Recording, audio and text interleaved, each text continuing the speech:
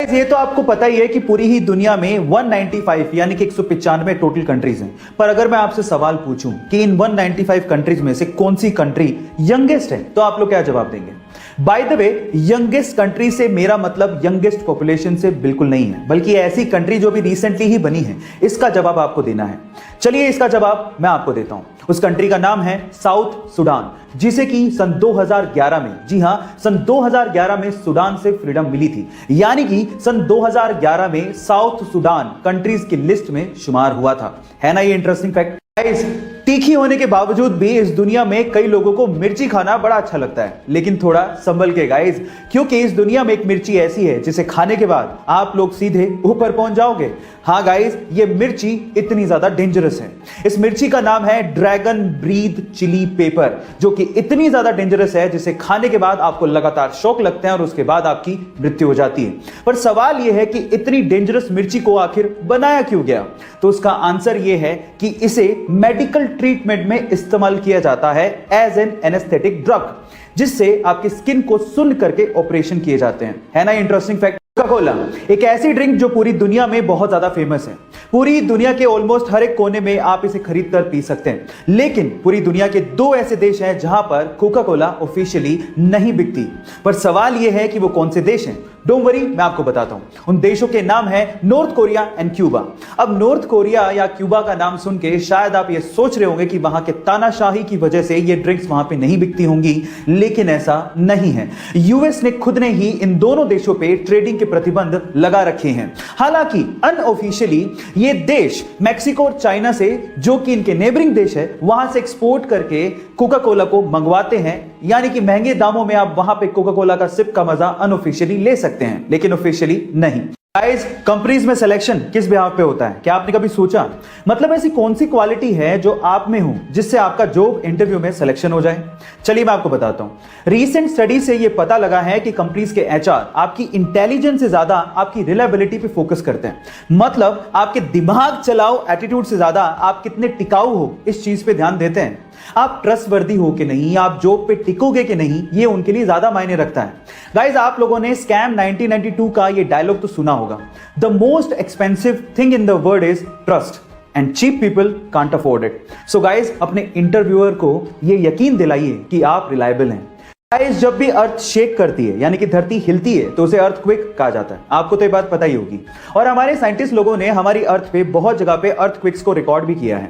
आपने भी कभी ना कभी इसे महसूस किया होगा। लेकिन सवाल यह है कि अगर हमारी अर्थ प्लेनेट को छोड़ दें तो इसके अलावा अगर किसी और प्लेनेट पे ऐसे ही वाइब्रेशंस महसूस किए जाएं तो क्या उसे भी अर्थक्वेक ही कहेंगे? नहीं। आपकी जानकारी के लिए मैं आपको बता दूं कि नासा ने पहली बार, इतिहास में पहली बार 6 अप्रैल 2019 को ऐसे ही वाइब्रेशंस मार्स के सरफेस पे रिकॉर्ड किए थे, जिसे मार्स क्विक का नाम दिया गया था। है ना अमेजिंग फैक्ट? आप लोगों ने हेवेल्स कंपनी का नाम तो जरूर सुना होगा। मे बी आप में से बहुत सारे लोग हेवेल्स कंपनी के इलेक्ट्रिकल अप्लायंसेस यूज भी करते होंगे।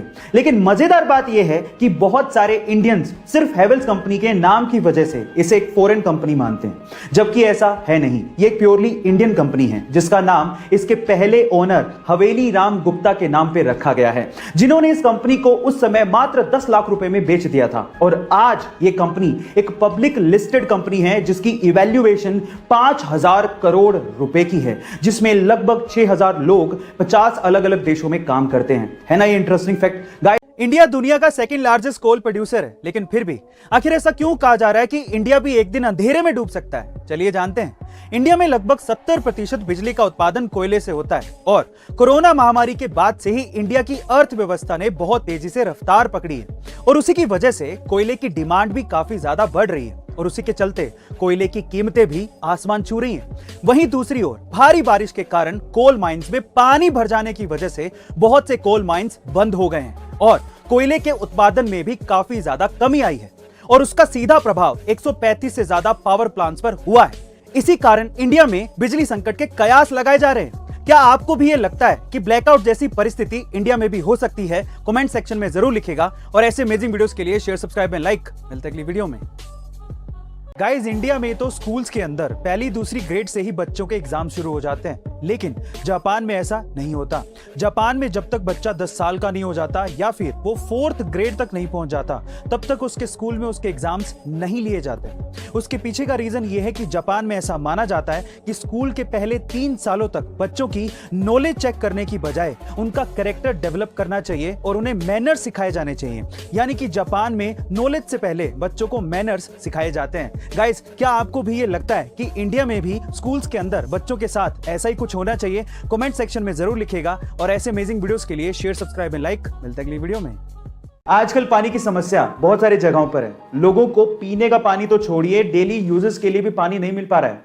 ऐसे में अगर वॉशिंग मशीन में 50 से 100 लीटर पानी सिर्फ कपड़े धोने में ही वेस्ट हो जाए तो दुख तो होगा ही। अब इसका क्या सॉल्यूशन है?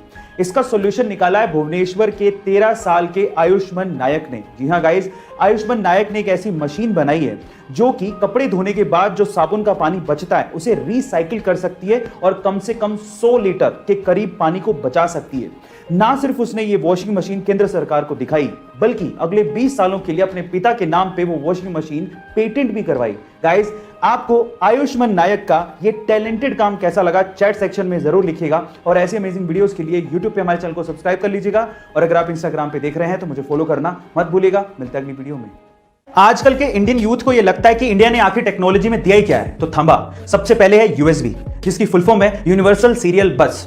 अब इस कॉन्सेप्ट को डेवलप किया था अजय भट्ट ने, जो कि एक इंडियन अमेरिकन कंप्यूटर आर्किटेक्ट है। दूसरा है फाइबर ऑप्टिक्स, जिसके बिना इंटरनेट काम नहीं कर सकता। इस कॉन्सेप्ट को डेवलप किया था नरेंद्र सिंह कपानी ने, जिन्हें फादर ऑफ फाइबर ऑप्टिक्स भी कहते हैं। और तीसरा और सबसे इंपॉर्टेंट है वायरलेस कम्युनिकेशन, जिसके बिना आपका मोबाइल, टीवी या वाईफाई काम ही नहीं कर सकता। और इस कॉन्सेप्ट को डेवलप किया था जगदीश चंद्र बोस ने। गाइस, इंटरनेट की दुनिया भी इंडियंस के दिमाग के बिना काम नहीं कर सकती। So proud to be an Indian. Guys, ऐसी अमेजिंग वीडियोस के लिए शेयर, सब्सक्राइब एंड लाइक। मिलते हैं अगली वीडियो में। हमारे मोबाइल के लिए मोबाइल की बैटरी बहुत ज्यादा जरूरी है, लेकिन उससे जुड़ी कुछ अफवाहें भी हैं जो हमें डेली सुनने को मिलती हैं। जैसे कि अगर आपने पूरी रात अपने मोबाइल को चार्ज पे लगा के रखा तो आपके मोबाइल की बैटरी खराब हो सकती है, लेकिन यह गलत है। एक्चुअली पुराने मोबाइल तक तो ठीक था, लेकिन आजकल के स्मार्टफोन की बैटरी भी स्मार्ट हो चुकी है।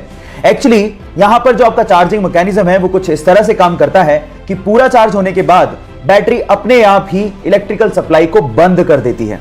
मसलन आपके मोबाइल की बैटरी खराब नहीं होती है, तो निश्चिंत रहिए, पूरी रात चार्ज लगाने पर आपकी मोबाइल की बैटरी खराब नहीं होगी। क्या इसके पहले तक आप ये फैक्ट जानते थे? और अगर नहीं जानते थे तो चैट सेक्शन में लिखना मत भूलिएगा।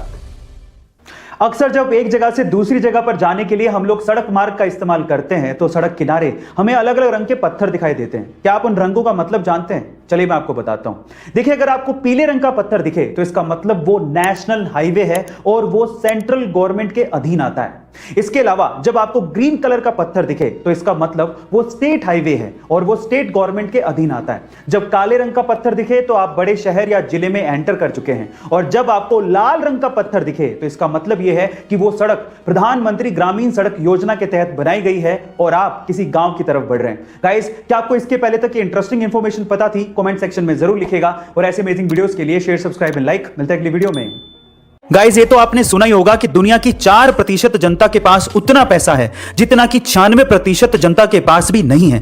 पर सवाल यह है कि ऐसा क्यों? चलिए आज मैं आपको बताता हूं। ऐसा इसलिए है क्योंकि 96% लोग काम का स्ट्रेस बहुत ज्यादा लेते हैं और वो तो काम भी इसलिए करते हैं ताकि एक्सपेंसिव चीजों को खरीद सकें, जैसे कि एक्सपेंसिव मोबाइल, एक्सपेंसिव कपड़े, एक्सपेंसिव घड़ियां जिनकी कीमत समय के साथ साथ घटते रहती है। और एक्सपेंसिव चीजें खरीदने की लत की वजह से उनको और ज्यादा काम करना पड़ता है। जबकि 4% लोग काम का स्ट्रेस तो लेते हैं, लेकिन उस काम के बदले वो असेट इकट्ठे करते हैं जिनकी वैल्यू फ्यूचर के साथ साथ बढ़ती रहती है और उसी असेट की वजह से उनके काम का बोझ भी कम होने लगता है। गाइस, यही इसकी सबसे बड़ी वजह है। आपको ये वजह जानकर कैसा लगा कमेंट सेक्शन में जरूर लिखेगा और ऐसे अमेजिंग वीडियोस के लिए शेयर, सब्सक्राइब एंड लाइक। मिलते हैं अगली वीडियो में। दुनिया में सबसे पहले सुपर कंप्यूटर 1964 में बनाया गया था, लेकिन अगर मैं आपसे सवाल पूछूं कि इंडिया में सबसे पहले सुपर कंप्यूटर किसने खरीदा था तो आप लोग क्या कहेंगे? देखिए, अगर आप किसी आईटी का या फिर इसरो का या फिर किसी गवर्नमेंट ऑर्गेनाइजेशन का नाम लेने वाले हैं तो आप लोग गलत हैं। एक्चुअली इंडिया में सबसे पहले सुपर कंप्यूटर खरीदा था चंपक लाल चौकसी ने। छो गए ना? और वो भी 1970 में 8 करोड़ रुपए दे के। पर सवाल यह है कि इन्होंने ऐसा क्यों किया? मैं आपको बताता हूं। चंपक लाल चौकसी एशियन पेंट के मालिक थे और वो एशियन पेंट को इंडिया में कोने कोने में एक एक डीलर तक पहुंचाना चाहते थे, जिसके लिए उन्हें मैसिव डेटा एनालिसिस करना था, जो कि सिर्फ सुपर कंप्यूटर से ही पॉसिबल था। अब इनके दिमाग की दाद देनी पड़ेगी। इन्होंने सुपर कंप्यूटर 1970 में खरीदा, तब जब कोई कंप्यूटर का नाम तक ढंग से लेना नहीं जानता था। गाइस, क्या आपको इसके पहले तक की इंफॉर्मेशन पता थी? और अगर नहीं तो कमेंट सेक्शन में जरूर लिखिएगा, और ऐसे अमेजिंग वीडियोस के लिए शेयर, सब्सक्राइब एंड लाइक। मिलता है अगली वीडियो में।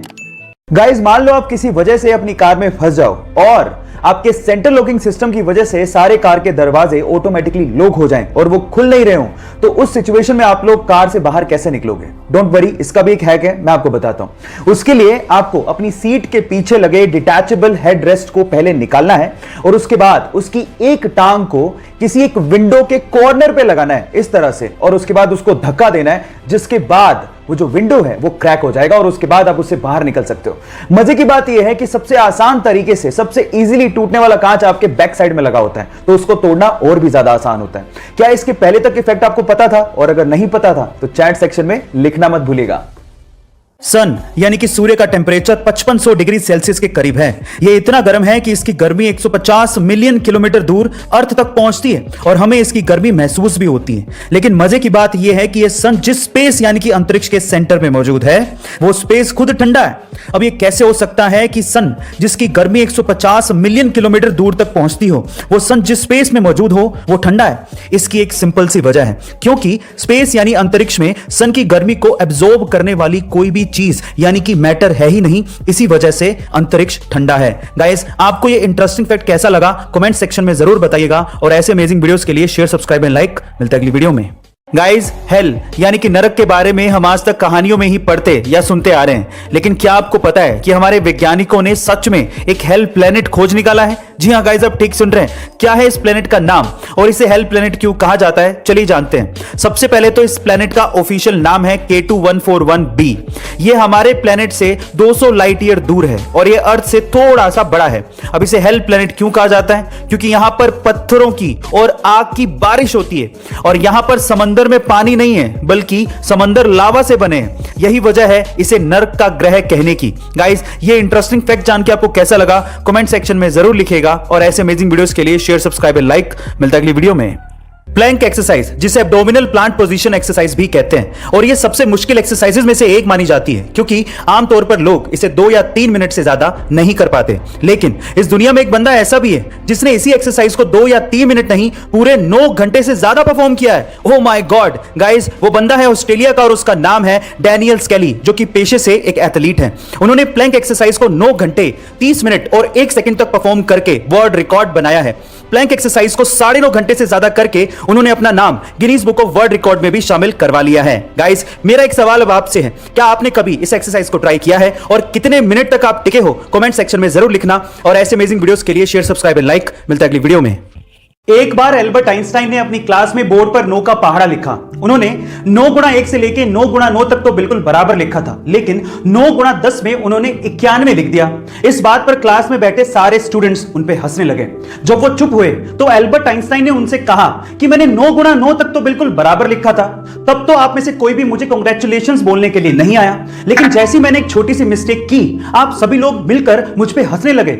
मतलब आप चाहे कितना भी परफेक्टली काम कर लो, लोग उस पर ध्यान नहीं देंगे, लेकिन एक छोटी सी गलती पर लोग आपकी जान निकाल लेंगे। यही दुनिया का दस्तूर है। इसलिए गाइस, साधारण आलोचकों को अपने ड्रीम्स को मारने मत दो। ऐसे अमेजिंग वीडियोस के लिए शेयर, सब्सक्राइब एंड लाइक। मिलता है अगली वीडियो में। आईपीएल में वैसे तो आए दिन अलग अलग तरह के रिकॉर्ड्स बनते और टूटते रहते हैं, पर कुछ रिकॉर्ड्स ऐसे हैं जो कि शायद कभी ना टूटें। उनमें से एक है क्रिस गेल की 175 रन की पारी में बना रिकॉर्ड। आईपीएल 2013 में आरसीबी की तरफ से खेलते हुए गेल ने पुणे वॉरियर के गेंदबाजों की जो हालत की थी वो आज भी यादगार है। गेल ने मात्र 66 गेंदों पर 175 रन की पारी खेली थी, जिसमें गेल ने गेंदबाजों की धज्जियां उड़ाते हुए 13 चौके और 17 छक्के जड़े थे। और अब इस पारी में बने रिकॉर्ड की बात सुनिए। मात्र 17 गेंदों में 50 ठोकने के बाद गेल और आक्रामक हो गए और अगली 13 गेंदों में ही गेल ने शतक ठोक डाला, यानी कि 30 गेंदों में अपना शतक पूरा कर लिया। गाइस, क्या आपको लगता है कि गेल का ये रिकॉर्ड कोई तोड़ पाएगा? कमेंट सेक्शन में जरूर लिखिएगा, और ऐसी अमेजिंग वीडियोस के लिए शेयर, सब्सक्राइब एंड लाइक। मिलता है अगली वीडियो में। अहमदाबाद की एक 11 साल की बच्ची जिसका नाम फ्लोरा असोदिया है, उसे दुर्भाग्यवश ब्रेन ट्यूमर हो गया। इस बच्ची की इच्छा थी कि वो बड़ी होकर कलेक्टर बने, तो मेक अ विश फाउंडेशन ने इस बच्ची की ये इच्छा अहमदाबाद के जिला कलेक्टर संदीप सांगले तक पहुंचाई और उन्होंने इस बच्ची की दिली ख्वाहिश को पूरा भी किया। उन्होंने शनिवार को इस बच्ची को एक दिन का जिला कलेक्टर बनाया और इसी तरह से इस बच्ची का जन्मदिन भी सेलिब्रेट किया। कमाल का काम किया है अहमदाबाद के जिला कलेक्टर ने। भगवान करे कि ये बच्ची जल्द से जल्द ठीक हो जाए और एक दिन के लिए नहीं बल्कि लंबे समय के लिए जिला कलेक्टर का पदभार संभाले। चलिए इस बच्ची के लिए प्रार्थना करते हैं। Flora, get well soon. ऐसी अमेजिंग वीडियोस के लिए शेयर, सब्सक्राइब एंड लाइक। मिलता है अगली वीडियो में। कई बार हमें अपना मोबाइल चार्ज करने के लिए पब्लिक चार्जिंग स्टेशंस या फिर किसी और के लैपटॉप या वर्क कंप्यूटर पे लगाना पड़ता है, लेकिन इस केस में हमें यह डर बना रहता है कि हमारे मोबाइल का इंपॉर्टेंट पर्सनल डेटा कहीं कॉपी या ट्रांसफर ना हो जाए, क्योंकि हैकर्स का या फिर डेटा चोरी करने वालों का कोई भरोसा नहीं है। पर इस चीज से छुटकारा दिलाने के लिए एक डिवाइस आ गया जिसका नाम है USB कॉन्डोम। जी हाँ गाइस, शर्माइए मत, यही इसका एक्चुअल नाम है। अब ये डिवाइस कैसे काम करता है? एक ऐसा डिवाइस है जो कि मोबाइल को एक्सीडेंटल डेटा ट्रांसफर से बचाता है।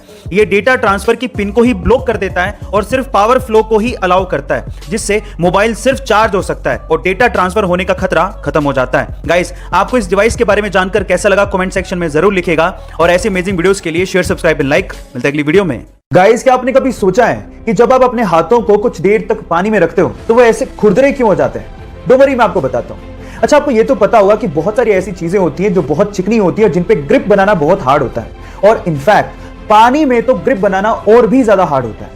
इसीलिए आपकी बॉडी इतनी समझदार है कि पानी में आपके हाथों को वो खुरदरा कर देती है ताकि आप चीजों पे ग्रिप आसानी से बना सको। क्या आपकी बॉडी का ऐसा इंटेलिजेंट फिनोमिना आपको पहले पता था? और अगर नहीं पता था तो चैट सेक्शन में लिखना मत भूलिएगा। गाइस, आप लोगों ने लेजर लाइट तो देखी होगी। अब हमको ये पता है कि लाइट एकदम सीधी लाइन में ट्रेवल करती है, बेंड नहीं होती, लेकिन लेजर लाइट को आप पानी के साथ बेंड कर सकते हो और ये काम आप घर पे भी कर सकते हो। मैं आपको बताता हूं कैसे। आप एक काम करिए, एक ट्रांसपेरेंट प्लास्टिक का बोतल लीजिए और उसमें नीचे से थोड़ी ऊपर एक छेद कर दीजिए। अब उसमें पानी भरिए। जब आप पानी भरेंगे तो छेद से पानी बाहर निकलेगा। अब बोतल की दूसरी तरफ से उस पर लेजर लाइट डालिए तो आप देखेंगे कि पानी के साथ साथ लेजर लाइट भी बेंड हो रही है, जैसे कि आपको वीडियो में दिखाई दे रहा है। अब आप एक काम करिए, घर पे इस सिंपल से एक्सपेरिमेंट को करके देखिए और करने के बाद चैट सेक्शन में आके लिखिएगा कि आप इसमें सक्सेसफुल हुए कि नहीं। मिलते हैं अगली वीडियो में। 24 नवंबर 1971 को पोर्टलैंड से सिएटल जाने के लिए डीबी कूपर नाम का एक आदमी एक फ्लाइट पे चढ़ता है। जैसी फ्लाइट हवा में होती है, वो अपने पास ही खड़ी एयर होस्टेस को एक लेटर पकड़ाता है जिसमें लिखा होता है कि मेरे पास बॉम्ब है और तुम तुरंत मेरे पास आके बैठो। जैसी एयर होस्टेस कूपर के पास आके बैठती है, वो उसे बॉक्स खोल के बॉम्ब दिखाता है और कहता है कि मुझे $2 लाख प्लस 4 पैराशूट चाहिए, नहीं तो मैं सबको उड़ा दूंगा। शाम होते ही फ्लाइट जब सिएटल पे लैंड करती है तो डिमांड के मुताबिक $2 लाख प्लस 4 पैराशूट कूपर को दे दिए जाते हैं। फिर वो उसी फ्लाइट पे बैठता है, फ्लाइट उड़ती है, उसके बाद वो पैराशूट पहनता है और फ्लाइट से कूद जाता है। उसके बाद से लेके आज तक किसी ने भी डीबी कूपर को दोबारा नहीं देखा। FBI ने खूब सर्च करने की कोशिश की, लेकिन वो डीबी कूपर को दोबारा ढूंढ ही नहीं पाई। फाइनली 2016 में FBI ये फाइल हमेशा के लिए बंद कर देती है। गाइस, ये कोई फिल्मी घटना नहीं है, इसे आप गूगल पे भी सर्च कर सकते हैं। ऐसी ही मिस्टीरियस वीडियोस के लिए शेयर, सब्सक्राइब एंड लाइक। मिलते हैं अगली वीडियो में। जब प्लेन क्रैश करने वाला हो तो क्यों ना सभी यात्रियों को अपना अपना पैराशूट दे दिया जाए ताकि वो अपनी जान बचा सके। फिर एयरलाइंस वाले ऐसा क्यों नहीं करते? उसके पीछे के 3 कारण हैं। पहला कारण, पैराशूट बहुत ज्यादा भारी होते हैं जिससे ईंधन की खपत बढ़ जाएगी और दूसरा, पैराशूट बहुत ज्यादा महंगे भी आते हैं। दूसरा, पैराशूट को चलाने के लिए इनिशियल ट्रेनिंग की जरूरत होती है जो कि जरूरी नहीं कि हर यात्री के पास हो। और तीसरा, पैराशूट पहले मैं खोलूंगा मैं कूदूंगा, पहले मैं खोलूंगा मैं कूदूंगा, इस चक्कर में कोई कूद तो नहीं पाएगा लेकिन प्लेन में भसड़ जरूर मच जाएगी। सो इन 3 कारणों की वजह से पैराशूट एयरलाइंस प्रोवाइड नहीं करती हैं। ये इंटरेस्टिंग फैक्ट जान के आपको कैसा लगा चैट सेक्शन में लिखना मत भूलिएगा।